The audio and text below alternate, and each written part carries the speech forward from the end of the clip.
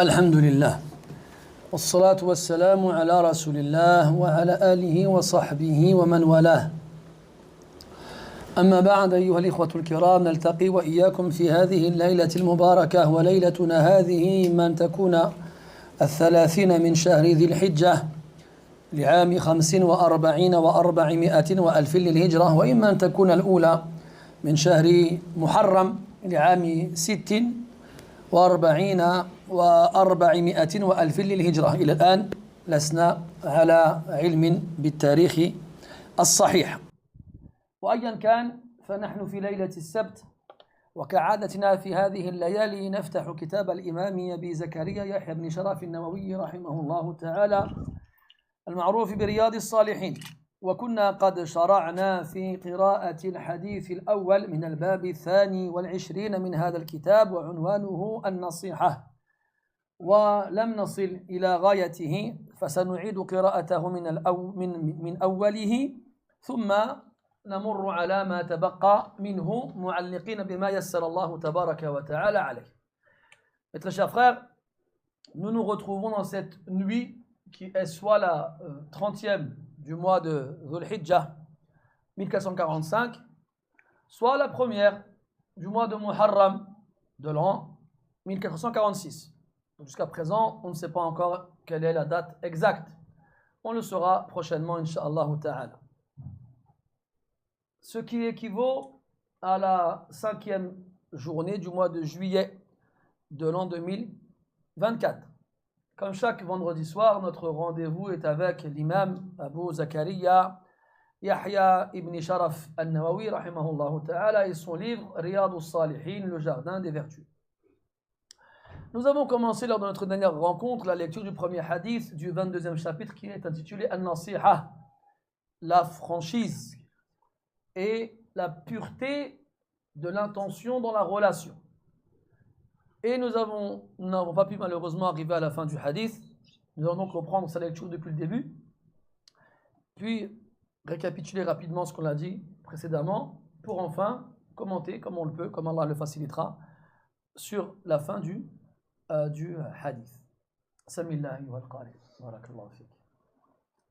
Alhamdulillahi rabbil alamin. والصلاة والسلام على نبينا وعلى آله وصحبه أجمعين. قال المصنف رحمه الله: وأما الأحاديث فالأول عن أبي رقية تميم بن أوس الداري رضي الله عنه أن النبي صلى الله عليه وسلم قال: الدين النصيحة. قلنا: لمن؟ قال: لله ولكتابه ولرسوله ولأئمة المسلمين وعامتهم ولأئمة المسلمين وعامتهم. رواه مسلم. بارك الله فيك. هذا الحديث أخبر فيه النبي صلى الله عليه وسلم أن الدين النصيحة، أي ليس الدين إلا النصيحة. والنصيحة أن يتعامل المرء مع من له حق عليه بصدق وإخلاص، وهذا يقتضي ألا يغشه أو يغشه وألا يخونه. واستعمل النبي صلى الله عليه وسلم أسلوب الحصر للدلالة على أن النصيحة من أعمدة الدين التي يبنى عليها، بل ذهب بعض أهل العلم إلى أن الدين كله معاملات، وإلى أنه يحتاج كل منا إلى أن يصدق في معاملاته مع الغير. وأيا كان، ففهم الصحابة رضي الله عنهم أن النصيحة لا بد أن تكون لأحد، فسألوا عن ذلك المنصوح له: لمن يا رسول الله؟ قال: لله. وذكرنا أن النصيحة لله عز وجل تكون بإخلاص النية وإخلاص العبادة وتوحيده والإيمان به وتبجيله وتعظيمه وتوقيره والحكم بشريعته والدعوة إلى دينه وما أشبه ذلك. هذا كله يدخل في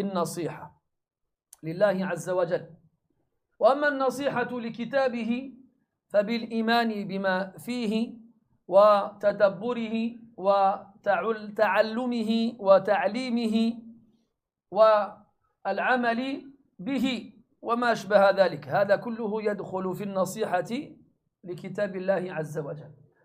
وأما لرسوله عليه الصلاة والسلام فبالإيمان به والاقتداء به والتأسي به واتباع سنته وحبه وألا يعبد الله إلا كما فعل وما أشبه ذلك. وبقي الأمران الأخيران المذكوران في هذا الحديث وهما جزءان من شيء واحد. فالأول جزء من الثاني، فهو من باب ذكر الخاص قبل العام أو عطف الخاص على العام، لأن الأئمة داخلون في عامة المسلمين، وسوف نتطرق بالتفصيل لبيان هذين الكلمتين بعد الترجمة إن شاء الله. Donc on a vu que Abu Ruqayyata Tamim ibn Aws ad-Dari radiyallahu anhu rapporte que le prophète sallallahu alayhi wa sallam a dit que la religion c'était an-nasiha. Et on avait vu ensemble que le mot nasiha ressemblait plus en français au niveau du sens au mot franchise ou à une relation épurée de toute tricherie et traîtrise. Une relation franche et pure. Et le prophète alayhi salatu wassalam a choisi un style d'expression qui indique l'exclusivité en disant ad-din an-nasiha, la religion c'est la nasiha. Ce qui indique que la religion n'est rien d'autre que la nasiha. Pourquoi? Parce que la religion c'est des mu'amalat, des relations. En tant qu'humain, en tant que créature, tu es amené à avoir des relations avec différentes personnes, avec différentes parties, avec Allah Azza wa Jal, avec son messager, avec ceux qui ont un droit sur toi, comme tes parents, comme ton professeur, comme ton gouverneur, avec ceux sur qui tu as un droit, comme ton épouse et tes enfants, ou tes frères, ou tes sœurs, et ainsi de suite. Donc toutes les personnes qu'il y a autour de nous, on a des relations avec elles. Et ces relations, elles sont régies par des règles. Et nous devons de faire preuve de franchise et de sincérité dans notre façon de nous comporter avec eux et notre façon de gérer ces relations. C'est ça, le-nasiha. Donc à partir de là, oui, le din repose sur le-nasiha, car le din, ce ne sont que des mu'amalat, des relations. Et d'autres ont dit que cette forme-là a été utilisée pour exprimer l'exagération, comme quoi la majeure partie du din fait, comment dirais-je, est liée à la nasiha, mais pas que. À la kulli hal, ça montre l'importance de la nasiha dans notre religion. Et comme on l'a dit, ça concerne les relations, et les relations ne peuvent s'accomplir qu'avec autrui. C'est pour ça que les sahaba radiyallahu anhum ont posé la question sur envers qui. Si le din, la religion, c'est que la nasiha, envers qui doit-on faire preuve de nasiha? Et là, il a répondu, alayhi salatu wa sallam, envers Allah, son livre, son messager, les dirigeants des musulmans et leur ensemble. Et on avait vu les trois premières parties. Envers Allah Azza wa Jal. Et que cette nasiha, cette relation qui doit exister entre toi et Allah Tabaraka wa Ta'ala, sans qu'il n'y ait de traîtrise ou de tricherie, une relation franche et sincère dans la foi qu'on a envers lui, au fait qu'il est le créateur absolu, qu'il mérite l'adoration exclusivement, et une foi en ses noms et attributs, une foi en sa législation et le fait de l'adorer sans rien lui associer subhanahu wa ta'ala, et d'autres choses qu'on avait évoquées la semaine dernière. Puis envers son livre, le livre d'Allah tabaraka wa ta'ala qui est le Coran. Et on l'appelle livre car il contient sa parole, car il est écrit sur des feuillets qui ont été réunis et regroupés dans un livre. وإلا, c'est la parole d'Allah subhanahu wa ta'ala. Et ce livre, il a des droits sur nous. Nous devons de le lire, de chercher à le comprendre, de l'apprendre, de l'enseigner et surtout de l'appliquer. C'est en se comportant ainsi qu'on aura eu de la nasiha envers lui. C'est-à-dire qu'on aura épuré notre relation avec le Coran et qu'on aura été franc envers le Coran et qu'on n'aura pas trahi et triché avec le Coran. Et beaucoup de gens trichent avec le Coran. Il y en a qui s'en servent pour se nourrir et qui en font une marchandise qu'ils vendent à vil prix. Et Allah tabaraka wa ta'ala nous a parlé des gens du livre qui ont agi ainsi. وَاشْتَرَوْا بِهِ ثَمَنًا قَلِيلًا. Et ils l'ont vendu à vil prix. فَبِئْسَ مَا يَشْتَرُونَ. Donc, à travers cela, il nous met en garde de faire la même chose. Tout comme il nous est parvenu dans les textes que celui qui lit le Coran afin d'attirer l'attention des gens et afin d'obtenir des privilèges de leur part ou des éloges et compliments fera partie des premiers à attiser le feu de l'enfer. Comme dans le hadith d'Abi Huraira radiyallahu anhu, comme quoi Allah Ta'ala ressuscitera une personne à laquelle il fera voir les bienfaits qu'il lui a donnés ici-bas et il lui fera reconnaître et il les reconnaîtra. Alors Allah Ta'ala lui dira: qu'est-ce que tu as fait en échange? Et il répondra: j'ai lu le Coran et je l'ai enseigné. Et là Allah lui dira: kadhabt, tu mens, mais tu l'as lu afin que les gens disent de toi: tu es un bon lecteur. Wa qad qil, et c'est ce qui a été dit, puis il sera jeté en enfer. Aussi, il y a ceux qui le lisent et l'apprennent sans chercher à le comprendre ou l'appliquer. Pire que ça, il y a ceux qui font le contraire de ce qu'ils disent aux gens de faire. Dans un hadith, quand il nous parle d'un homme sallallahu alayhi wa sallam qui est jeté en enfer et que les gens reconnaîtront, ils lui diront: Ya fulan ma sha'nuk, qu'est-ce que tu fais là? Alam takun ta'muruna bil ma'ruf wa tanhana 'anil munkar? Ne nous ordonnes-tu pas le bien et nous interdisais-tu pas le mal? Et il répondra: Ajal, oui, mais je vous l'ordonnais sans le faire, yani le bien, et je vous l'interdisais en l'accomplissant, yani le mal. Donc tout cet axe-là nous faut comprendre que celui qui se sert du Coran autrement que comme Allah le veut, alors il aura trahi et triché avec le Coran. Puis il a dit envers son messager, en croyant en lui, en le prenant comme exemple et comme modèle, en l'aimant, et en adorant Allah Ta'ala comme il l'a fait, alayhi salatu wassalam, et en le défendant lorsque son honneur est bafoué. Et si tu n'es pas capable de le faire, alors le moins que tu puisses faire, c'est quitter une assemblée dans laquelle son nom ou son honneur ont été entachés.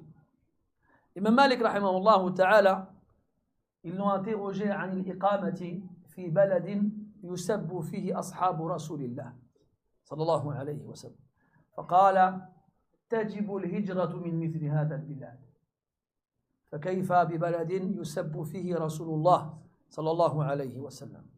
On a interrogé le prophète صلى الله عليه وسلم sur un endroit, un pays dans lequel on insulte les compagnons du prophète صلى الله عليه وسلم. Il a répondu rahimahullah qu'un tel pays, il était obligatoire de le quitter. Que doit-on dire alors d'un endroit dans lequel on insulte le prophète sallallahu alayhi wa sallam?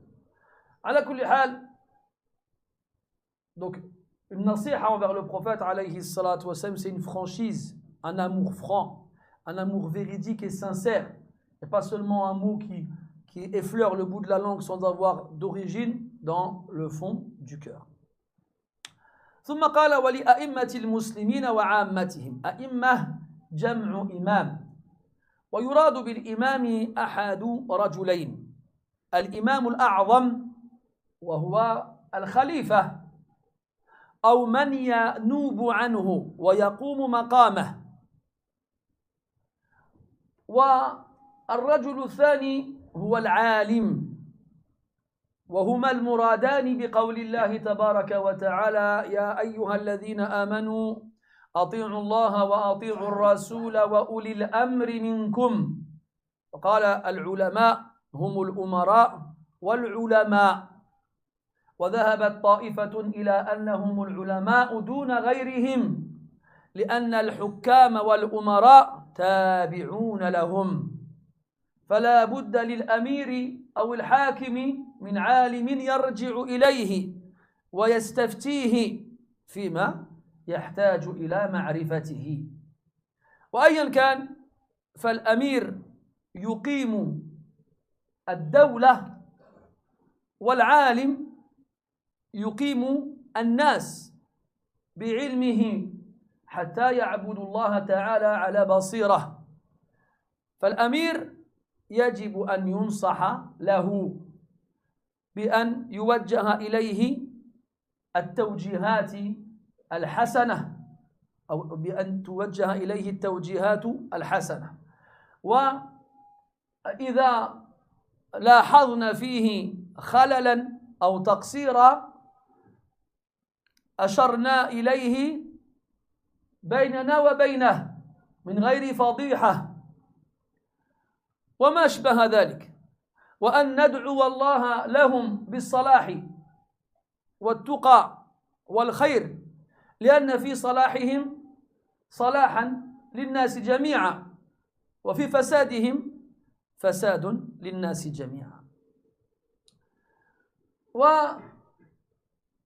وألا تذكر معايبهم أمام الناس، ونقصد بالمعايب التي لم يظهروها للناس.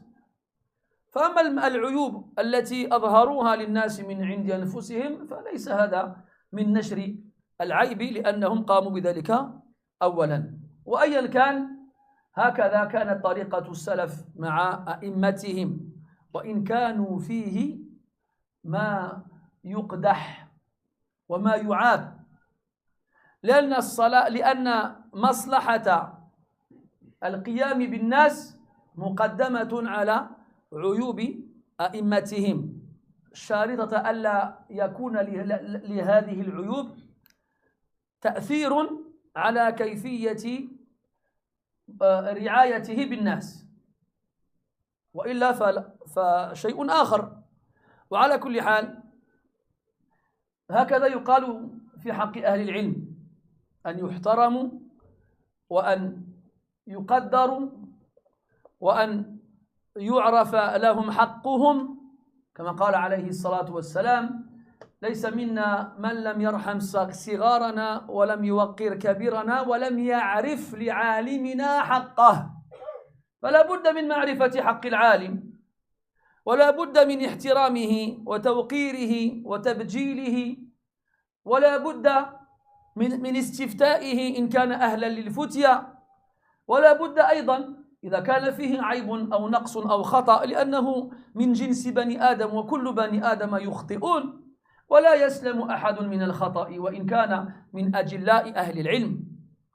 فأن يوجه إليه تصحيح الخطأ باللين والرفق، وأن تكون النصيحة فيما بينهم من غير فضيحة وما أشبه ذلك، كل هذا داخل في النصيحة لأئمة المسلمين. Puis on passe au l'avant-dernier point évoqué par rapport aux 5 cités par le prophète alayhi salatu wassalam. وَلِأَئِمَّةِ الْمُسْلِمِينَ. Le mot a'imma est le pluriel du mot imam. Et le mot imam tire son origine du verbe amma ya'ummu. Et amma à la base signifie avoir l'intention de. Dans le Coran, wala amin al-bayt al-haram, ay qasidi, ceux qui ont l'objectif d'aller vers la demeure sacrée ou qui ont l'intention d'aller vers la demeure sacrée. Et comme l'intention précède l'action, on l'a appelé amma en arabe. Et parmi les sens du verbe amma, il y a ummu, diriger la prière, en référence à al-amam, qui veut dire l'avant. Et al-imam, c'est celui qui est devant. Il se met devant les gens qui prient avec lui. Et ils le suivent. Et tout ce qui vient avant toi, ou tout ce qui vient avant une chose, il aura cette base de amma ya ummu. Et on a dans cela la mère, qui vient avant l'enfant. Ou bien al-nasiya, l'avant de la tête. C'est ce qui sera en premier lorsque quelqu'un y tombe. La tête en avant. Dans le verset, wa amma man khaffat mawazinuhu fa ummuhu hawiya. Al-imam. Donc ici, ce mot-là, a'imma, il vise deux personnes. Il vise les gouverneurs chez les musulmans, car le gouverneur suprême, le calife, on l'appelle imam. Ou celui qui occupe sa fonction, ou celui qui le remplace, c'est-à-dire celui qui est à la tête des musulmans. Et celui qui va donc être responsable de leurs affaires. Quand on dit waliyul amr, c'est le responsable de leurs affaires. Donc si quelqu'un vient nous dire il n'y a plus de calife, donc ça ne s'applique pas, on lui dira non. On lui dira, tant qu'il y a des musulmans, qu'il y a quelqu'un qui s'occupe de leurs affaires, ça s'applique sur eux. Donc c'est celui qui a l'autorité chez les musulmans et qui est lui-même musulman, bien entendu. Ça, c'est la première personne qui est visée par cette expression. Et la seconde, c'est le savant, celui qui a la science. Allah dit dans le Coran, Ya ayyuhalladhina amanu, ati'u Allah wa ati'u ar-rasula wa ulil amri minkum. Ô vous qui avez cru, obéissez à Allah et obéissez aux messagers ainsi qu'à ceux qui ont l'ordre, l'autorité, minkum, parmi vous. Donc le minkum, il inclut les musulmans seulement et il exclut les autres. Donc c'est eux qui sont concernés par l'obligation de leur obéir. Et les savants du tafsir ont évoqué les deux personnes que je vous ai citées précédemment dans l'interprétation du verset. A'immatil muslimin wa ammatihim. Il y a un Clio qui gêne. On brûle ou là on... Vous avez entendu le mot. Taïb. Donc, qu'est-ce que je disais avant le Clio?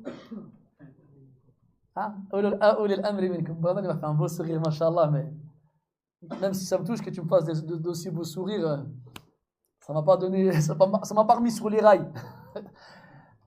Et donc, ceux qui ont l'autorité, les ulama du tafsir, ils ont dit que ceux qui sont concernés par les tenants de cette autorité, ce sont les gouverneurs et les savants.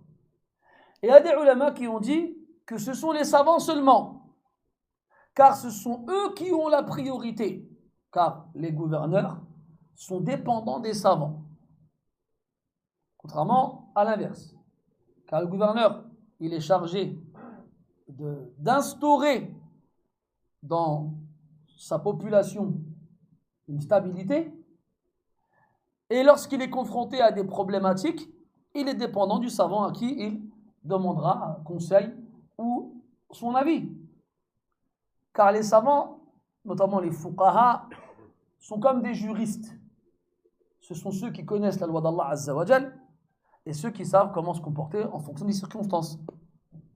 Alors le gouverneur est dépendant du savant, et pas l'inverse. Même si, bien entendu, il a toujours existé des savants qui ont orbité, comment ça?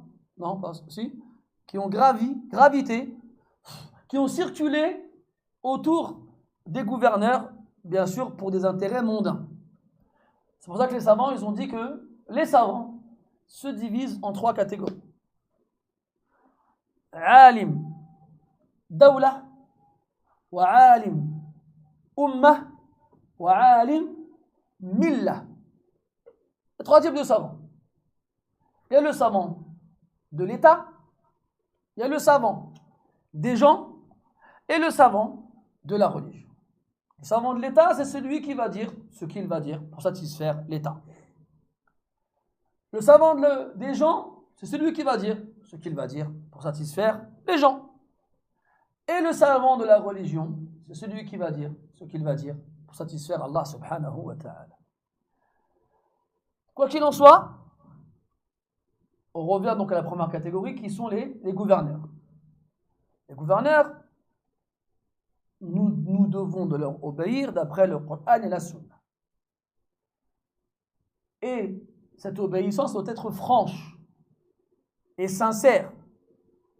C'est le principe de la nasiha. On parlait de mu'amalat, de relations envers ceux qui sont autour de nous et ceux qui ont un droit sur nous. Et le gouverneur fait partie de ceux qui ont un droit sur nous. Et donc, on se doit de faire preuve de franchise et de sincérité dans l'obéissance qui leur est due. Et on se doit de les aider dans la façon de tenir le pays et les gens. Et si il y a quelque chose qui ne va pas, alors on doit leur en faire part dans l'intimité, lorsque ce quelque chose qui ne va pas est lui aussi dans l'intimité. Et on ne doit pas diffuser ses défauts ou des informations négatives le concernant qui amèneront les gens à le détester et à ne plus vouloir lui obéir. Et on doit invoquer et implorer Allah Azza wa Jal de les améliorer et de les réformer, car dans leur réforme, il y aura une réforme pour les gens. Et dans leur amélioration, il y aura une amélioration des gens, car les gens sont à l'image de leur gouverneur. Si le gouverneur il est bon, le peuple le sera. Si le gouverneur est mauvais, le peuple le sera.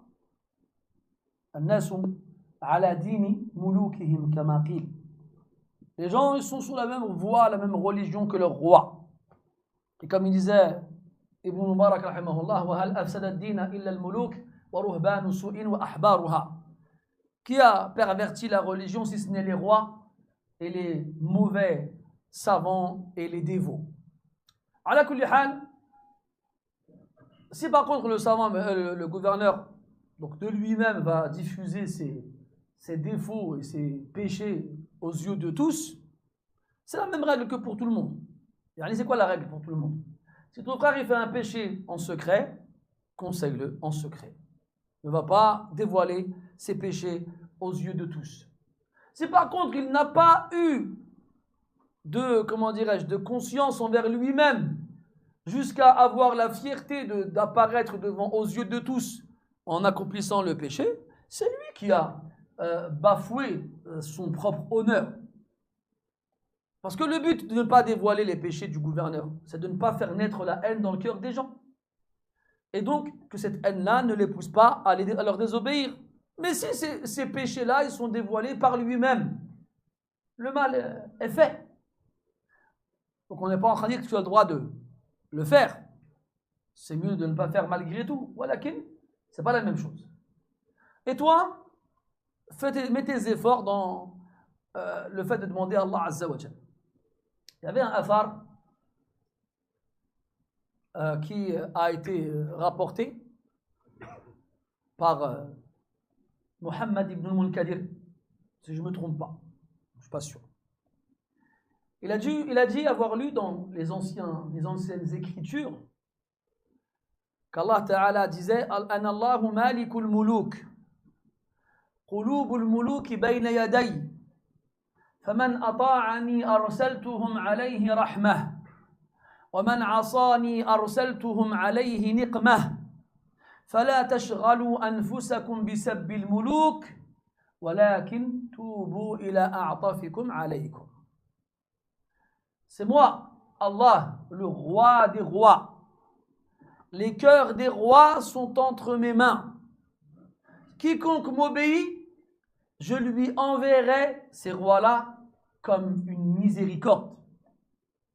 Et quiconque me désobéit, je lui enverrai ces rois-là comme une punition et un châtiment. Ne vous préoccupez pas alors d'insulter les rois. Au contraire, repentez-vous à celui qui est miséricordieux envers vous. Allah a dit dans le Coran قل اللهم مالك الملك تؤتي الملك من تشاء. Oh, dis à oh Allah, roi toi qui possèdes la royauté, tu donnes la royauté à qui tu veux. Et dans l'autre verset, Allah Ta'ala dit وَقَالَ لَهُمْ نَبِيُّهُمْ إِنَّ اللَّهَ قَدْ بَعَثَ لَكُمْ طَالُوتَ مَلِكًا قالوا أَنَّى يَكُونُ لَهُ الْمُلْكُ عَلَيْنَا وَنَحْنُ أَحَقُّ بِالْمُلْكِ مِنْهُ وَلَمْ يُؤْتَ سَعَةً مِنَ المال قال إن الله اصطفاه عليكم وزاده بسطة في العلم والجسم بعدها والله يؤتي ملكه من يشاء. Et dans notre verset, dans l'histoire de Talut ou Jalut, plus connu chez les Occidentaux par David et Goliath, eh bien, Banu Israël demande à leur prophète qu'Allah leur désigne un roi pour aller justement combattre Goliath qui leur faisait du mal. Alors Allah il désigne un roi par le biais du prophète qui n'était que Yusha ibn Nun alayhi salam, et c'est Talut. Quand ils ont appris que c'était Talut qui avait été désigné, ils se sont rebellés et ils ne l'ont pas accepté et ont protesté et contesté. Comment lui pourrait avoir la royauté sur nous alors que nous la méritons plus que lui? Ça, mes frères, ça a toujours existé, ça existera toujours. Mettre le meilleur des hommes comme gouverneur, il y aura toujours quelqu'un pour nous dire t'es pas le meilleur. Il en faut au prophète sallallahu alayhi wa sallam. Zul Khuwaysira a dit au prophète ittaqillah wa adil. Il a dit au prophète crains Allah et sois juste. C'est le prophète sallallahu alayhi wa sallam. Ils ont tué Abu Bakr, ils ont tué Omar, ils ont tué Uthman, ils ont tué Ali, ils ont tué le Hussein. Et même le Hassan, il y en a qui disent qu'ils l'ont empoisonné. Il y a mieux que ces hommes-là. Ils les ont tués. Et là, tu peux ramener le meilleur. Toujours, ils ne seront pas contents. Ils trouveront un truc à dire. Donc, ils se sont plaints. Et là, leur prophète leur a dit c'est Allah qui l'a choisi sur vous. Et il lui a donné une corpulence et une science supplémentaires à la vôtre. Puis il dit Wallahu yu'ti mulkahu man yasha. Et Allah il donne sa royauté à qui il veut. À qui il veut. Puisqu'il veut. Comme dans des hadiths, on nous informe que justement, si on n'obéit pas à Allah Azza wa Jal, parmi les moyens qu'il va utiliser pour nous punir, nous envoyer des gouverneurs injustes. C'est un des moyens qu'Allah utilise pour punir les gens qui les obéissent. Dans le hadith, والذي نفسي بيده لتأمرن بالمعروف ولتنهون عن المنكر ولتأخذن على يد الظالم أو ليوشكن الله أن يسلط عليكم شراركم ولا يدعون الله أتقاكم فلا يستجاب لهم أو كما قال عليه الصلاة والسلام. Quand il dit sallallahu alayhi wa sallam que si on ne donne pas le bien, on n'entendit pas le mal et qu'on n'empêche pas l'injuste de faire son injustice, il va envoyer contre nous les pires d'entre nous. Il va envoyer contre nous les pires d'entre nous. Et d'autres hadiths qui vont dans ce sens-là. Et là, tu comprends pourquoi les ulama ont khtalif sur est-ce que si le gouverneur il est mauvais, le peuple il est mauvais, ou si le peuple il est mauvais, le gouverneur il sera mauvais. Ils ont divergé là-dessus. والظاهر أنهما متلازمان. Et il apparaît والله تعالى أعلم que ça va ensemble en fait. لقول الله تبارك وتعالى وكذلك نولي بعض الظالمين بعضا بما كانوا يكسبون. Car Allah dit dans le Coran, et il en est ainsi, nous allions certains injustes avec d'autres à cause de ce qu'ils accomplissaient comme action. بعض الظالمين بعضا. Nuwalli, on fait des liens entre eux. On les lie les uns aux autres. T'es un zalim, Allah il te met un zalim dessus. C'est un zalim, Allah lui met un zalim avec. Ils sont indissociables. Allah dit dans le Coran Uhshuru alladhina zalamu wa azwajahum. Rassemblez ceux qui ont été injustes. Wa azwajahum. يعني من كانوا على مثل ما كانوا عليه. من كانوا على شاكلتهم. Ceux qui étaient comme eux. Ceux qui étaient comme eux. Donc c'est facile, vous savez, mes frères, wallah, et quand ce qu'on perd comme temps dans ces trucs-là, encore plus aujourd'hui. Et je vais voir sur Twitter et sur Internet et sur Instagram les dernières informations. T'es au courant? L'autre il a dit quoi? T'es au courant? L'autre il a fait quoi? T'es au courant? T'es au courant, mes frères? Quand est-ce que vous allez comprendre que c'est comme ça depuis des lustres, des siècles? Et les gens ils sont en train de perdre leur temps avec ces trucs-là. Et la vie, elle continue, elle ne s'arrête pas. Elle attend personne. Puis après, tu arrives à la fin de ta vie et tu dis, punaise, j'ai perdu mon temps dans des choses qui ont servi à rien. Ça ne servait à rien. Voilà. Dans tous les cas, c'est lui qui peut faire du bien, qu'il le fasse. Tu ne peux pas faire de bien, alors au moins épargne les gens de ton mal. Au moins. Et then, celui qui peut, c'était l'imam Ahmed, rahmatullah alayh. Et ça aussi était rapporté de Abdullah ibn Mubarak, rahmatullah, لو علمت أن لي دعوة مستجابة لجعلتها للأمير فإن بصلاحه صلاحا للأمة. Il disait, si je savais que j'ai un dua exaucé, un seul, je l'aurais fait pour le gouverneur. Car si Allah il le réforme, il y aura dans sa réforme la réforme de tout le monde. Si il est pieux et il est vertueux et il craint Allah, tout le monde en bénéficiera. Et s'il ne l'est pas, alors tout le monde en paiera les conséquences. Dans le hadith, خير أئمتكم من تحبونهم ويحبونكم وتدعون لهم ويدعون لكم وشر أئمتكم من تلعنونهم ويلعنونكم وتبغضونهم ويبغضونكم. Il a dit les meilleurs de vos gouverneurs sont ceux que vous aimez et qui vous aiment et pour lesquels vous implorez Allah et eux ils implorent Allah pour vous. C'est eux les meilleurs de les gouverneurs. Et il a dit les pires de vos gouverneurs sont ceux que vous maudissez et qui vous maudissent et qui vous maudissent, pardon. Et que vous détestez et qui vous détestent. Parce que les gens ils se plaignent de leur gouverneur. C'est demain leur ramène à Omar ibn Khattab. زعما يصبروا معاه والله ما يصبرش معاه. Du genre ils vont patienter avec. Eh non, on va pas patienter avec. Tout le monde est là en train de dire on veut un Omar, on veut un Omar. Ils l'ont dit à Ali ibn Abi Talib radiyallahu anhu. Ils sont partis par Ali radiyallahu anhu. Ils lui ont dit nous on veut un hakim comme Abu Bakr ou Omar. Ils ont dit ça à Ali. C'est pas dit ça à quelqu'un. Ils ont dit ça à Ali radiyallahu anhu. Il leur a dit je serai comme Abu Bakr et Omar le jour où vous serez comme les hommes qui étaient avec Abu Bakr et Omar. Lève-toi de bonheur, mon frère. Lève-toi de bonheur. Ala kulli hal. Idhan, arrêtons de perdre notre temps. Il y a un hadith sahih où le prophète dit sallallahu alayhi wa sallam ihris ala ma yanfa'uk. Wallahi ya ikhwani hada yanbaghi an yuktab بحروف كبيرة وأن يعلق على جدران بيتك وغرفك وأن تنظر إليه الليل نهار.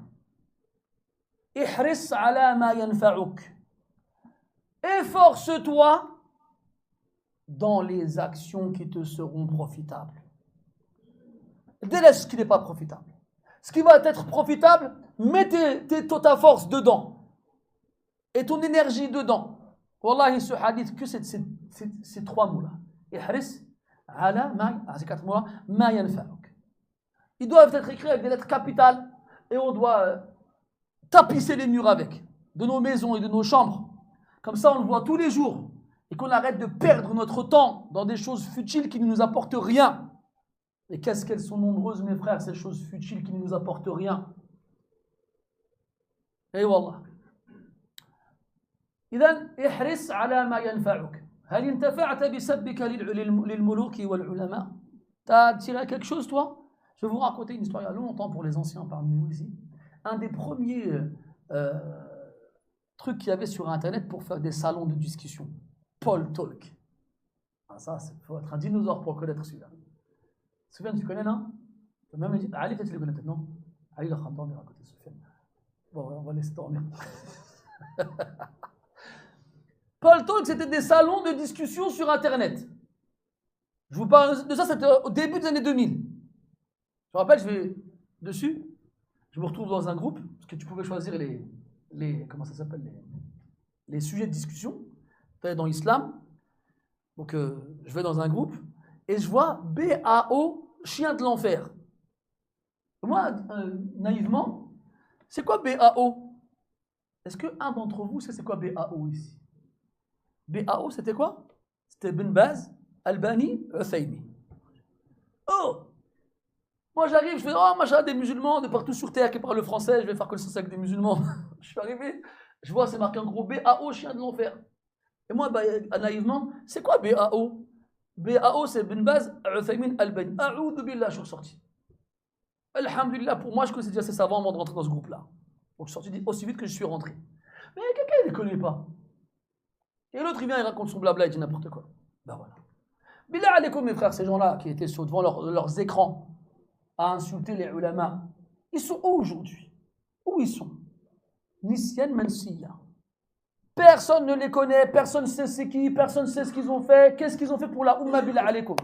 Ils ont ouvert un groupe sur Paul Talk, comme ils font aujourd'hui avec leur live là, sur Instagram ou ailleurs, je ne sais pas, ils font ça où. C'est la même chose. Qu'est-ce qu'ils ont fait pour Allah, sa religion et son messager? Et les musulmans, ils ont fait quoi? Ils leur ont voulu du khayr, ces gens-là? Ils leur ont pas voulu du khayr, wallah. Ils ont fait preuve de nasiha? Ils n'ont pas fait preuve de nasiha. Résultat, ils ont disparu. Saru haba'an manthura, haba'an mabthutha, saru nasyan mansiya. Ils ont disparu. Ils se sont volatilisés. Comme Allah dit dans le Coran, فَأَمَّا الزَّبَدُ فَيَذْهَبُ جُفَاءً وَأَمَّا مَا يَنْفَعُ النَّاسِ فَيَمْكُثُ فِي الْأَرْضِ كَذَلِكَ يَضْرِبُ اللَّهُ الْأَمْثَالَ. Il y a deux choses qui sont emportées par la pluie qui tombe du ciel. Enfin, qui touchent par la pluie qui tombe du ciel. Al-Zabad, c'est les impuretés, les saletés qui sont balayées par l'eau. Ça disparaît. Ça ne sert à rien, personne n'en a besoin, c'est de la saleté, ça disparaît. Et ce qui profite aux gens, c'est ça qui reste sur terre. Et Allah dit وَالْبَلَدُ الطَّيِّبُ يَخْرُجُ نَبَاتُهُ بِإِذْنِ رَبِّهِ وَالَّذِي خَبُثَ لَا يَخْرُجُ إِلَّا نَكِذًا كَذَلِكَ نُصَرِّفُ الْآيَاتِ لِقَوْمٍ يَشْكُرُونَ. La bonne terre fait sortir ses plantes par la permission de son Seigneur. وَالَّذِي خَبُثَ, quant à la terre mauvaise, ou bien les mauvaises plantes qui sont sorties, ou bien la terre mauvaise, وَالَّذِي خَبُثَ لَا يَخْرُجُ إِلَّا نَكِذًا. لعل الضمير يعائد إلى النبات. يعني ce qui sort de la terre et qui est impur, il sort tordu. Parce qu'une plante, pour qu'elle pousse, elle doit pousser droite, avec une tige ferme. Et c'est comme ça qu'elle arrive haut dans le ciel. Amma quand la tige est tordue, eh ben elle tombe. وَالَّذِي خَبُثَ لَا يَخْرُجُ إِلَّا نَكِذًا. Et c'est des grands mes frères qui touchent la terre ou l'eau, mais ils nous touchent nous aussi.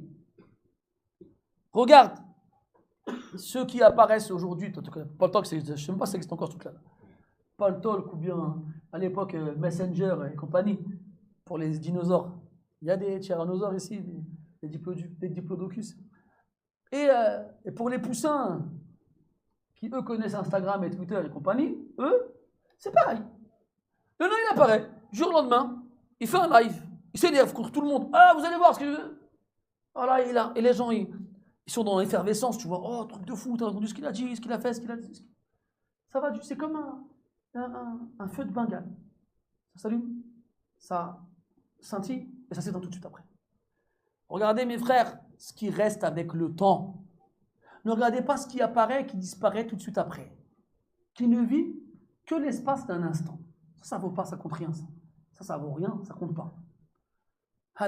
Bref. Et regardez les gens qui vous apportent des choses qui vous sont utiles. Regardez pas les gens qui vous apportent des choses qui vous servent à rien. Des gens qui parlent de la même chose tout le temps. Depuis des mois, des ans. Et à la fin, wallah, il ne sait pas faire les ablutions correctement. Wallahi, qu'il n'a pas appris 1/10 du Coran. Wallahi, que dans la plupart des pays musulmans, les gens ont plus de science que lui, même les enfants. Pourquoi? Parce qu'il a passé son temps dans ces choses-là. Tout qui ne servent à rien. Alors on a les mubtalin bil hukam, on a ceux qui sont éprouvés par les gouverneurs, Et on a les mubtalin bil ulama, c'est le deuxième parti. Les savants. Les savants, comme on l'a dit, ce sont les deuxièmes concernés par A'immatul Muslimin. Et donc, Allah Ta'ala a fait leurs éloges dans le Coran et dans la Sunna parmi les meilleurs. Et il leur a donné une place des plus importantes. Il a dit إنما يخشى الله من عباده العلماء هل يستوي الذين يعلمون والذين لا يعلمون إن في ذلك لآيات للعالمين. Et d'autres versets dans ce sens-là. Et des hadiths nombreux. فضل العالم على العابد كفضل القمر على سائر الكواكب. La supériorité du savant sur l'adorateur. Un musulman, mais qui a un dosage d'adoration supérieur aux autres. La supériorité du savant sur l'adorateur est comparable à celle de la lune sur le reste des étoiles. Et les textes sont nombreux, mes frères, à ce sujet-là aussi. Revenez à Tariq al-Hijratayn wa Bab al-Sa'adatayn d'Ibn Qayyim al-Jawziyya, rahimahullah. Non, Miftah Dar al-Sa'ada, pardon. Et vous en aurez pour votre argent. Jamais vu un livre comme celui-là. Dans les mérites de la science et du savant, Wallahu a'lam, n'est pas de livre qui a été écrit comme celui-ci. Ala kulli hal, tout ça pour dire que les ulama, ils ont un droit sur nous. Et la nasiha envers les ulama, c'est de les aimer, de les respecter, de leur obéir et de les écouter, et de connaître ce droit qu'ils ont sur nous. Quand il dit sallallahu alayhi wa sallam, Laïsa minna, n'est pas des nôtres, man lam yarham sirarana, celui qui n'est pas miséricordieux vers nos enfants, walam yuwaqqir kibarana, et qui n'est pas respectueux envers nos aînés, walam ya'rif li'alimina haqqah, et qui ne connaît pas à notre savant son droit, le droit qu'il a sur les gens. Les ulama ils disent que le savant, il est comme un père pour l'étudiant. Car le père, Allah l'a choisi pour être une cause de ton existence corporelle, de ton enveloppe charnelle. Et le savant, Allah il l'a choisi pour être une cause de l'existence de ta foi, de ton enveloppe spirituelle. Et sans aucun doute, la foi et l'esprit sont supérieurs au corps et à la chair. Ala kulli hal, le savant aussi, donc, il a un droit sur nous. Et on doit lui faire preuve de nasiha, de notre façon de nous comporter avec lui, à travers l'amour, le respect, l'obéissance et ainsi de suite. Et la sincérité dans la relation. Et l'absence de traîtrise et de trahison. Et si, comme le gouverneur, il a des problèmes, il a des péchés, il a des défauts, il a des erreurs, car personne n'est à l'abri de l'erreur. Tout le monde, en tant qu'être humain, est susceptible de faire des erreurs. Abu Bakr et Omar, ils l'ont dit quand ils sont devenus califes. Ils ont dit aux gens, si on fait une erreur, qu'est-ce que vous allez faire? Il a demandé aux gens, ils ont demandé aux gens. Abu Bakr radiyallahu anhu, dans sa première khutbah, après avoir succédé au prophète, il a dit quoi? Il a dit, si jamais je vous ordonne une chose qu'Allah l'a ordonnée, alors écoutez-moi. Si par contre je ne le fais pas, alors il n'y a pas d'obéissance ni d'écoute. Ala kulli hal. Donc le alim aussi, c'est pas quelqu'un d'infaillible qui ne peut pas tomber dans l'erreur ou dans le péché. D'ailleurs, c'est quelqu'un, il représente la science. Et il est la cause de l'enseignement de la religion d'Allah Ta'ala aux gens. Notamment dans un environnement où malheureusement, rares sont ceux qui occupent cette fonction. Et ce quelqu'un, il est concerné par des problèmes personnels qui n'ont rien à voir avec ce qu'il fait régulièrement, qui est enseigner l'islam aux gens. Alors, si ces problèmes personnels ils sont dans l'intimité, ils doivent rester dans l'intimité. Ils ne doivent pas être dévoilés aux yeux du monde sur les réseaux sociaux pour l'abattre comme une pourriture qui mérite la pire des punitions. Là, ce n'est pas permis d'agir ainsi. Il faut prendre en compte la maslaha et le khair, l'intérêt et le bien. Si par contre l'erreur elle est commise en public, c'est autre chose. les ulama, ils nous disent les majalisi amanatuha. Yani, s'il y a des assises privées entre les gens et que des choses y sont dites, eh bien, elle ne doit pas en sortir. Tu dois être honnête et respectueux de cette intimité-là. Et tu ne dois pas laver ton linge sale en public. Abadan. Et le savant ou celui qui se rapproche le plus parmi les étudiants, c'est un humain lui aussi. C'est un humain. Et comme tout le monde a son côté obscur, son côté maléfique, ses péchés, ses erreurs, que personne ne connaît et que personne n'aimerait qu'on connaisse, alors qu'on respecte cela pour les autres. Et celui qui cache les péchés de son frère, Allah cachera les un jour de la résurrection. Quant à celui qui recherche les péchés de son frère qu'Allah il a cachés, Allah il va dévoiler les siens aux yeux du monde, même s'il doit le sortir du fin fond de sa maison.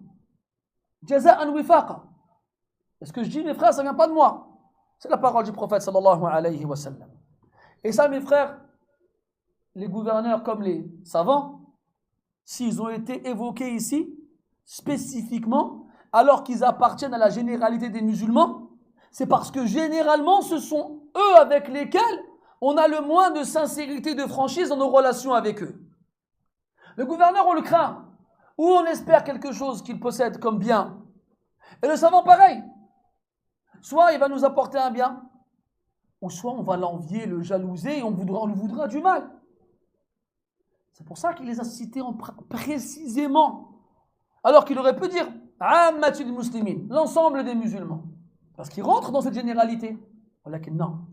Il les a exclus de la généralité, alors qu'ils en font toujours partie, pour montrer que ces deux catégories de personnes méritent encore plus qu'on fasse preuve de nasiha envers eux que les autres. Pourquoi ? Parce que ce sont ceux qui, en général, en bénéficient le moins. Comme ça. Tout ça pour dire, mes frères, que c'est ça qui est extraordinaire. Ce hadith-là dans l'Arba'oun, c'est le numéro combien? C'est le 10e, je crois, Allah. Ou le 9e. Ahmed. Abba Mohammed. C'est le combienième? Othman. Mouhim, c'est pas grave. Il est dans les premiers, dans les 40 hadiths de l'imam al-Nawawi. Dans aucune école, écoutez-moi bien, mes frères, dans aucune école fi dunya, on accepte un talib ilm qui a passé 40 hadiths. N'accepte pas. On a beau être gentil, tu connais pas le Coran, c'est pas grave. Tu parles pas l'arabe, ma'alish. Il y a un minimum quand même. Ne fais pas l'étudiant quand la moindre des choses que tu dois posséder en tant qu'étudiant, tu l'as pas. Et ce hadith-là, il fait partie des premiers dans les 40 hadiths de Nawawi rahimahullah. Ad-din an-nasiha. Ça veut dire quoi? Que parmi les premières choses qu'on enseigne à l'étudiant, c'est ce hadith. Le premier hadith que les savants du hadith dictent aux étudiants du hadith, c'est le musalsal bil awwaliyya. C'est quoi le musalsal bil awwaliyya? Ar-rahimun yarhamuhumur rahman.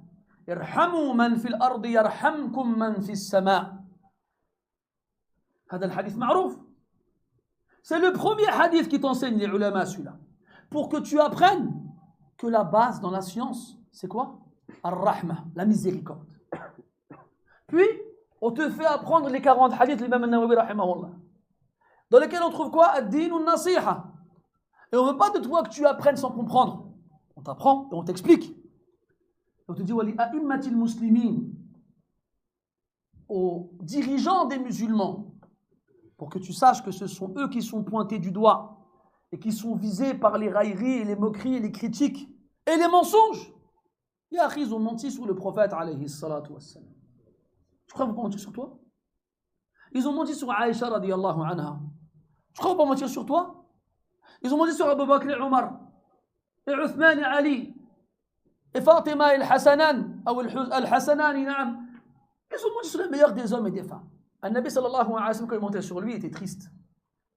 Allah dit وَلَقَدْ نَعْلَمُ أَنَّكَ يَضِيقُ صَدْرُكَ بِمَا يَقُولُونَ. Nous savons très bien que ta poitrine se renferme, se resserre à cause de ce qu'ils disent. Et dans le verset, il dit فَاصْبِرْ عَلَى مَا يَقُولُونَ. Non, juste avant. وَلَقَدْ خَلَقْنَا السَّمَاوَاتِ وَالْأَرْضَ وَمَا بَيْنَهُمَا فِي سِتَّةِ أَيَّامٍ وَمَا مَسَّنَا مِن لُغُوبٍ. Allah lui dit, nous avons certainement créé les cieux et la terre et ce qu'il y a entre eux en 6 jours, et nulle fatigue ne nous a touchés. Après, il dit quoi? فَاصْبِرْ عَلَى مَا يَقُولُونَ. Supporte alors ce qu'ils disent. Pourquoi il a enchaîné ces deux versets? Le premier, il lui dit, on a créé les cieux et la terre en 6 jours, et on n'a pas été fatigué, alors supporte ce qu'ils disent. Parce qu'en fait, il est en train de dire qu'ils ont dit d'Allah qu'il était fatigué au 7e jour. Wal-iyadhu billah. Et Allah n'est pas fatigué, subhanahu wa ta'ala. Il n'y a pas de fatigue là. Et pourtant, Allah, il a supporté cette insulte et ce mensonge. Donc, comme Allah, il a supporté le mensonge et l'insulte de ces créatures qu'il peut exterminer en un temps inférieur à celui de dire ouf, il les a laissés. Alors toi, supporte aussi. Toi aussi, supporte. Ala kulli hal, mes frères, wali a'immatil muslimin, les dirigeants des musulmans, on leur doit nasiha. C'est un musulman? Khalas. Insah lahu. Tu ne peux pas lui faire une nasiha dans le bien? Alors abstiens-toi de lui faire du mal. C'est ça le bon comportement. Il a été rapporté de Hassan al-Basri qu'il a expliqué le bon comportement en trois choses, en 3 parties. Il a dit le Hassan, badlun nada, wa kufful adha, wa talaqatul wajh. Le bon comportement, c'est quoi? Badlun nada, tout le bien que tu as en toi, donne-le. Wa kufful adha, tout le mal que tu as en toi, garde-le. Épargne les gens de ce mal-là. Wa talaqatul wajh, et un visage radieux. Souris aux gens. Ibtasim, souris. Ne fais pas le renfrogné, énervé, stressé, jamais content. Souris, c'est sadaqa. C'est ça le bon comportement, mon frère. Si tu ne peux pas faire du bien, ne fais pas de mal. C'est Abu Dharr radiyallahu anhu, il a demandé, il y a quelqu'un qui lui a demandé un conseil, il a dit utlubul ilm, demande la science. Et l'autre il a dit ara'ayta illam astati'. Et si je ne peux pas, qu'est-ce que tu en penses? Il lui a dit fattabi' al-ulama, suis les savants alors. Tu ne devrais pas demander la science. Il dit ara'ayta illam astati'. Et si je n'arrive pas, qu'est-ce que je dois faire? Il lui a dit fa'ahibbahum, aime-les. Et là il dit ara'ayta illam astati'. Qala fala tubghidhum. Ou la takrahhum. Et si je n'arrive pas, il a dit ne les déteste pas. Ne les déteste pas. Aujourd'hui, la première chose qu'on enseigne à des débutants qui n'ont rien, ça comment je dis rien, c'est pour bien insister sur l'absence totale de quelque chose. L'absence totale. Vous avez raconté l'homme qui voulait d'un calife qui rembourse une de ses dettes. Hein? Le calife il va au Hajj, il est en voyage, il part de Syrie. Et il fait un long voyage, au moment où il s'arrête pour se reposer, et il y avait un de ses conseillers qui était avec lui, il dit viens on joue aux échecs. À l'époque ça ne se fait pas de jouer aux échecs. Alors ils ont une tente, ils sont tout seuls comme ça, ils jouent aux échecs. Il y a quelqu'un à l'extérieur de la tente, il dit est-ce que je peux rentrer? Et là le Amir il dit à l'autre cache les échecs avant qu'il rentre, sinon il va nous voir. Alors il cache les échecs, il met quelque chose dessus, il dit tfaddal, rentre. Là, un homme, il rentre, un bédouin, il dit voilà, j'ai des dettes, si tu peux m'aider, ce serait bien, tout ça. L'Amir lui dit comment tu me mémorises le Coran, toi? Et là, l'homme, il a honte. Il a honte de dire kada wa kada. Il dit la shay, rien. C'est pareil, c'est mieux. Il dit wa min al-hadithi rasulillah, et des paroles du prophète, t'en connais combien? La shay, rien. Wa min abiyati al-arab wa ash'arihim. Qu'est-ce que tu connais, toi, des poésies des Arabes? La shay, rien. Wa min ayyamihim, et leur histoire? Rien. Le fiqh, shouya al fiqh? Rien. Alors, le Amir, qu'est-ce qu'il fait? Il enlève la couverture qu'il y avait sur les échecs. Il dit, Il'ab, c'est ton tour, vas-y, joue. Et là, le conseiller, le Jalis, Il est comme ça, il est là, il nous regarde. Il dit, Ilab, laysa ma'ana ahad. Il joue, il n'y a personne avec nous. Il n'y a personne avec nous.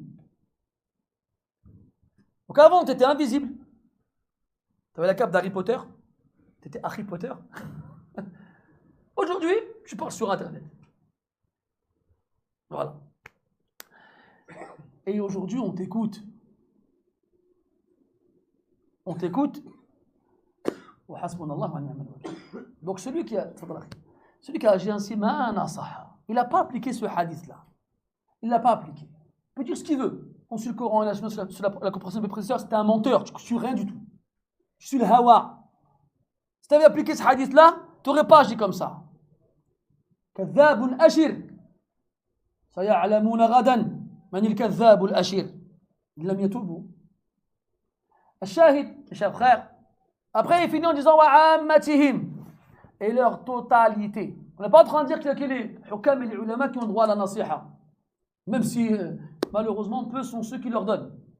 Mais l'ensemble des musulmans, les petits comme les grands, les vieux comme les jeunes, les hommes comme les femmes, les libres comme les esclaves, les faibles comme les forts, les nobles comme ceux qui ne le sont pas, tous les musulmans ont le droit à la nasiha, tous sans exception. Et donc, les respecter, les aimer, et ainsi de suite. S'il passe le salam, tu lui rends salam. Tu as eu un mariage, tu vas à son mariage. Il dit Alhamdulillah après avoir éternué, tu dis Alhamdulillah. Il tombe malade, tu vas le visiter. Il meurt, tu pries sur lui et accompagnes son convoi funéraire. Et ainsi de suite. Dans une version du hadith, et quand il te demande la nasiha, tu lui donnes. C'est un droit des musulmans les uns sur les autres. Tu vas le voir, tu dis Akhi, dis-moi s'il y a quelque chose qui ne va pas. Allah s'il te plaît, j'ai remarqué que tu avais changé. Non, non, Akhi, tout va bien. Akhi, c'est Twitter. Je vous l'avais dit qu'il était comme ça.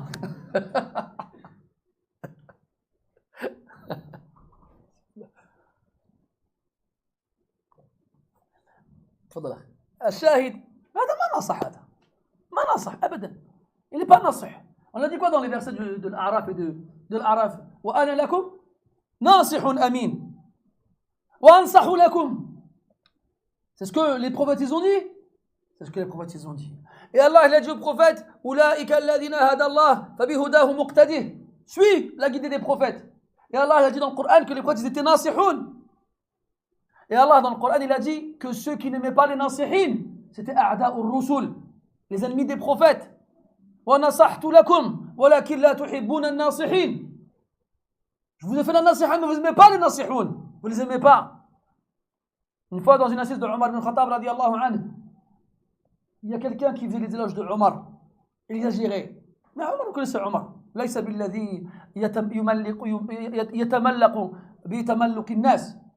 Là, Omar, c'est pas quelqu'un qu'on amadoue, qu'on influence.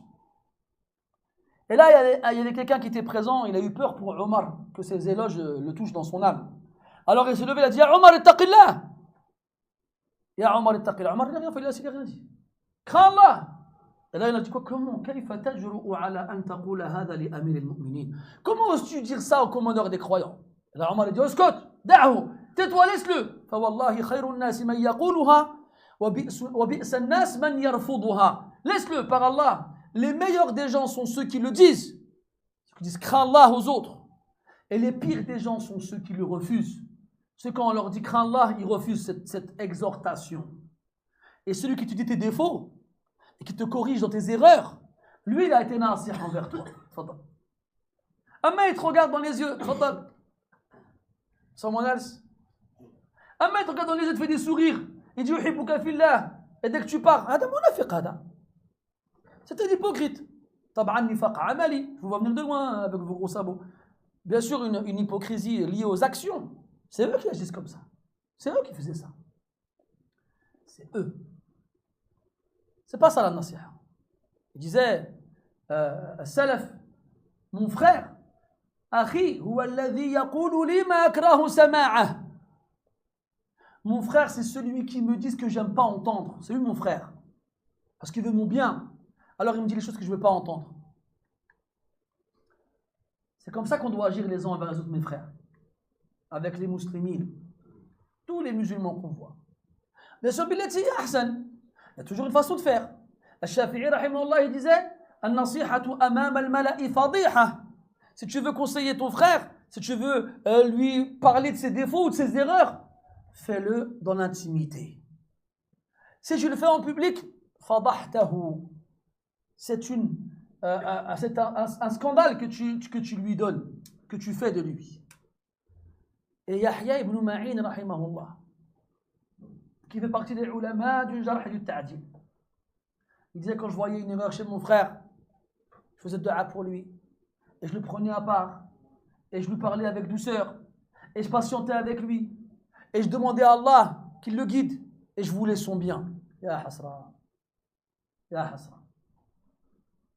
Et ils ont ces paroles-là. Il dit comment tu t'étonnes de quelqu'un qui t'a fait une nasiha en public qui ne t'écoute pas? Comment tu t'étonnes? Subhanallah. Il faut faire ça discrètement. Tu le prends à part. Et il faut que tu sois sûr que l'erreur que tu lui reproches, c'est vraiment une erreur. Et il faut que tu sois à la hauteur de celui à qui tu reproches cette fameuse erreur. Wallahi, mes frères, que rien que les règles qui concernent la nasiha, rares sont ceux parmi nous qui les connaissent. Rares. Très rares. Voilà, qui s'intéresse à ça, mes frères? Si le hadith qui parle de nasiha, on ne le connaît pas. Ou si on le connaît, on ne le comprend pas. Ou si on le comprend, on ne l'applique pas. Pourquoi s'embêter à aller chercher les règles qui nous expliquent comment l'appliquer? Mes frères, al-ilmu hujjatun laka aw alayk. La science, c'est un argument contre toi ou pour toi. Fandur madha tasna'u bih. Urwa ibn Zubayr, rahimahullah ta'ala, le neveu d'Aïcha radiyallahu anha, il l'interrogeait souvent sur plein de choses différentes. Un jour, Aïcha radiyallahu anha lui dit Kullu hadha alladhi tas'alu anhu, ata'malu bih? Tout ça, ce que tu me demandes après, est-ce que tu l'appliques? Et là, Urwa lui dit yani, shay minhu, quelque chose parmi ces choses-là, mais pas tout. Et là, elle lui dit limadha tukthiru hujaj Allah alayk. Pourquoi tu augmentes les arguments d'Allah contre toi? Tu arrives devant Allah et lui dit alimta wa ma amilta. Tu savais et tu n'as pas appliqué. Et comme disaient les ulama, wa alimun bi'ilmihi lam ya'malan mu'adhabun min qabli ubadil wathan. Et un savant qui n'applique pas sa science sera châtié avant ceux qui adoraient les statues. Avant. Ce n'est pas des choses à prendre à la légère, wallah. Et avant nous, dans notre communauté, on avait des awam qui ne connaissaient pas les. Qu'est-ce qu'ils faisaient alors? يعبدون الله تعالى يصرفون جهدهم في عبادة الله سبحانه وتعالى. Tous les efforts qu'ils ont, ils l'impliquaient dans l'adoration d'Allah Azza wa Jalla. C'était ça qu'ils faisaient. Ils prenaient le mushaf, ils lisaient le Coran, يصلوا الأرحام, يحسنوا إلى الجيران, يحج ويعتمر ويتصدق ويصوم ويصلي في الأوقات ويجتهد في حضور الجماعات والجمع وما شابه ذلك. C'est ça qu'ils faisaient avant les musulmans. Il allait à la mosquée, il prenait le mushaf, il lisait le Coran, il faisait des nawafil, il priait à la mosquée, les prières obligatoires et les prières du vendredi. Il allait voir ses parents, il gardait des liens avec sa famille, il était bon envers les voisins, il invitait des gens, il les honorait, il faisait les aumônes, il faisait le pèlerinage. C'était un bon musulman. Aujourd'hui, il fait tout ça. ينصب نفسه عالما يفتي الناس وليس فيه شيء من ذلك. Ni il est dans l'ibada, ni il est dans l'ilm. حسبنا الله ونعم الوكيل. Mes frères, c'est ça le hadith. الدين النصيحة. الدين النصيحة. الدين النصيحة. C'est le din, mes frères, النصيحة. C'est pas rien. C'est pas une chose à prendre à la légère. C'est pas comme si c'était pas grave. La nasiha. C'est le din, mes frères. Et si les ulama, ils ont dit que celui qui n'a pas de prière, il n'a pas de din, pareil. Celui qui n'a pas de nasiha envers les autres, il n'a pas de din. ونسأل الله تعالى أن يجعل فينا من ينصح لأمته ومن يقبل نصائح غيره له ونسأله سبحانه وتعالى ألا يجعلنا ممن لا يحبون الناصحين، ونسأله سبحانه وتعالى أن يجعلنا ممن يحبه ويحب من يحبه ويعمل بالأعمال التي يحبها الله سبحانه وتعالى. سبحانك اللهم وبحمدك نشهد أن لا إله إلا أنت نستغفرك ونتوب إليك. وصلى الله على نبينا محمد وعلى آله وصحبه أجمعين، والحمد لله رب العالمين، وبارك الله فيك.